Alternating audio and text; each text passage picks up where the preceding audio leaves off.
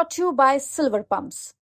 Top quality और consistent performance के लिए सिर्फ सिल्वर पंप्स नाम याद रखना। नमस्कार, बिहार तक पर आप देख रहे हैं बड़ा सवाल। मैं हूं आपके साथ रोहित सिंह। तो बिहार विधानसभा चुनाव में इस बार कहें तो एक बार फिर से सीमांचल क्षेत्र की लड़ाई जो है वो बेहद दिलचस्प होने वाली है, क्योंकि ये वो क्षेत्र रहा है जो कि मुस्लिम बहुल क्षेत्र रहा है और जहां पर मुस्लिम आबादी जो है 40% से लेकर तकरीबन 75-80% तक जो है मुस्लिम आबादी जो है यहाँ पर है। और इसीलिए ये क्षेत्र जो है हमेशा से ही आरजेडी का गढ़ रहा था। लेकिन 2020 के विधानसभा चुनाव में जिस तरीके से AIMIM पार्टी ने, यानी कि असदुद्दीन ओवैसी की पार्टी ने इस पूरे क्षेत्र में सेंधमारी की थी, अपना परचम लहराया था और कई सीटों पर आरजेडी प्रत्याशियों के हार का कारण बने थे ओवैसी। उसके बाद से ही इस क्षेत्र में ओवैसी ने अपनी उपस्थिति दर्ज करा दी थी। और अब एक बार फिर से जब विधानसभा चुनाव सर पर है, अगले 5-6 महीने में चुनाव होने हैं अक्टूबर-नवंबर में, तो ओवैसी एक बार फिर से बिहार पहुंच रहे हैं। और ओवैसी का दरअसल कार्यक्रम जो है वो औपचारिक रूप से 3 मई से शुरू हो रहा है, लेकिन वो 2 मई को ही सीमांचल क्षेत्र के किशनगंज पहुंचने वाले हैं। किशनगंज में ओवैसी पहुंचेंगे और उसके बाद 3 मई को उनका एक बड़ा कार्यक्रम होने जा रहा है बहादुरगंज में। किशनगंज के बहादुरगंज में उनका एक कार्यक्रम है। हालांकि ये कार्यक्रम जो है वो जो नया वक्फ कानून बना है उसके विरोध में पहुंच रहे हैं, हल्ला बोल करने के लिए ओवैसी।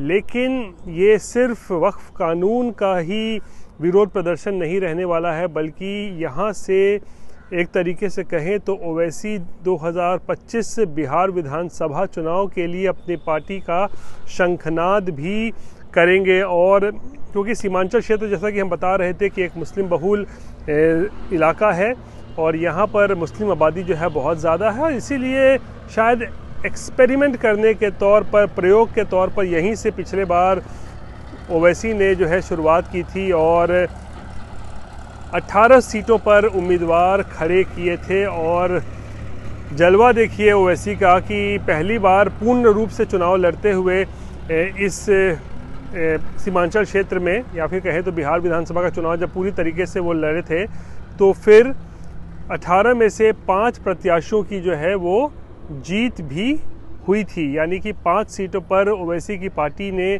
जीत दर्ज की थी और एक तरीके से बम्पर शुरुआत ओवैसी की पार्टी की हुई थी यहाँ पर बिहार में।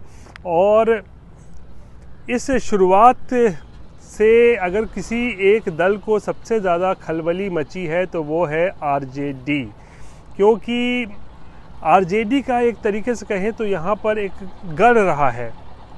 तस्लीमुद्दीन जैसे बड़े नेता जो हैं सीमांचल से, वो आते रहे हैं, पूर्व में हुआ करते थे। और आरजेडी का एक तरीके से कहें तो इस इलाके में जो है वो वर्चस्व रहता था। लेकिन ओवैसी की पार्टी ने जिस तरीके से 2020 के विधानसभा चुनाव में आरजेडी के गढ़ में ही सेंधमारी की और 5 सीटें जीत ली, और कई सीटों पर आरजेडी जब सरकार बनाने से चूक गई थी पिछले बार, तेजस्वी यादव जब चूक गए थे, तो उसमें एक बड़ा कारण ये भी था कि इस इलाके में जहाँ जहाँ भी आरजेडी प्रत्याशी खड़े थे, वहाँ पर ज़्यादातर प्रत्याशियों के हार का कारण जो थे वो ओवैसी के उम्मीदवार थे।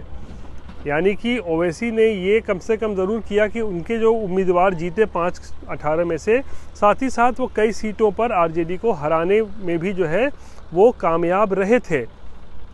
और ऐसे में ओवैसी जब एक बार फिर से बिहार दस्तक दे चुके हैं, और उन्हें एक तरीके से कहें तो बी टीम ही कहा जाता है विपक्ष के द्वारा, जो है कि वो कहते हैं कि तो बीजेपी को मदद पहुंचाने के लिए आते हैं बिहार में, इस बार भी इसीलिए आ रहे हैं।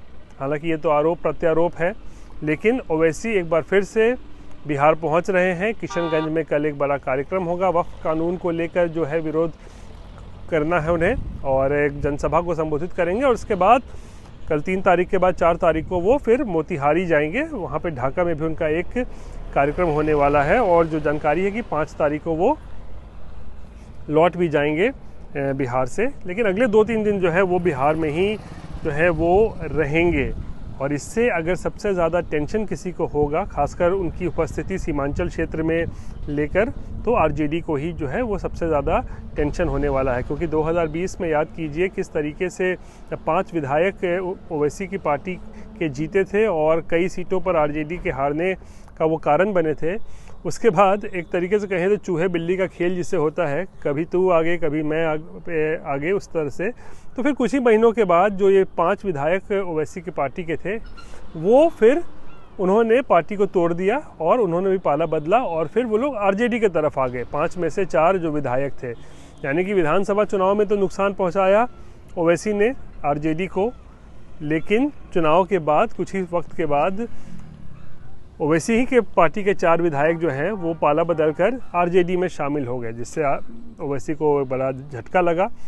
और इस बार के विधानसभा चुनाव में ऐसे उम्मीदवार जो उनको छोड़कर चले गए थे, जो प्रत्याशी या जो विधायक बन गए थे, जो विधायक उनको छोड़कर चले गए थे, उनको भी सबक सिखाने का मौका है ओवैसी के पास। और देखना होगा कि अब वो किस तरीके से चुनाव लड़ते हैं। लेकिन एक बात तो तय है कि पिछली बार जितने सीटें लड़ी थी ओवैसी की पार्टी MIM ने, उससे बहुत ज़्यादा सीटें इस बार जो है लड़ने की तैयारी ओवैसी की पार्टी की तरफ से जो है वो की जा रही हैं। और जाहिर सी बात है, ओवैसी की पार्टी जितनी ज़्यादा सीटों पर लड़ेगी, उससे सबसे ज़्यादा नुकसान, सबसे ज़्यादा टेंशन जो होगा, सिरदर्द होगा, वो लालू और तेजस्वी यादव के लिए होगा, यानी कि आरजेडी के लिए होगा।